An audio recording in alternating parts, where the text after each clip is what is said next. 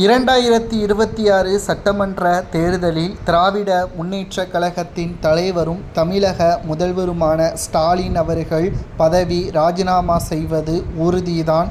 ஏனென்றால் 2026 சட்டமன்ற தேர்தல் என்பது 4 முனை போட்டி. தமிழகத்தில் திமுக சொன்ன வாக்குறுதியை நிறைவேற்றியதா என்று பார்த்தால் நிச்சயமாக கிடையாது.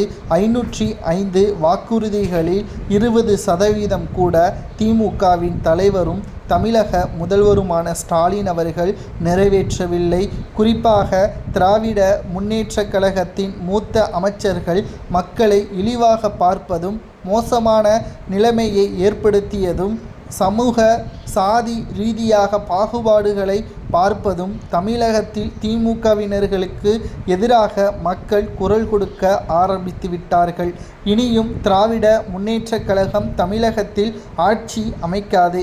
எப்படி திமுகவில் இருந்து விலகி அதிமுக என்ற கட்சியை எம்ஜிஆர் அவர்கள் தொடங்கினாரோ, அதேபோல் தமிழகத்தில் தமிழக வெற்றிக் கழகம் நிச்சயமாக மாபெரும் ஒரு மாற்றத்தை ஏற்படுத்தும். நமக்கு கிடைத்த தகவலின் அடிப்படையில் கருத்து கணிப்புகளின் முடிவில் ஒன்று, அதிமுக அரியணை ஏறும். இரண்டாவதாக தமிழக வெற்றிக் கழகம் எதிர்க்கட்சி அந்தஸ்தை பெறும். திமுக 2011 எதிர்க்கட்சி அந்தஸ்தை இழந்தது போல் தமிழகத்தில் அண்ணா திராவிட முன்னேற்றக் கழகத்திடமும் தமிழக வெற்றிக் கழகத்திடமும் தோற்கப்பட்டு எதிர்க்கட்சி அந்தஸ்தையும் திமுக இழக்க நேரிடும் என்ற தகவல் தற்பொழுது கிடைக்கப்பெற்றுள்ளது. விஜய் அவர்களுக்கு முதல் தேர்தல் என்று நீங்கள் நினைக்கலாம். ஆனால் மக்கள் செல்வாக்கு அதிக அளவில் இருக்கிறது.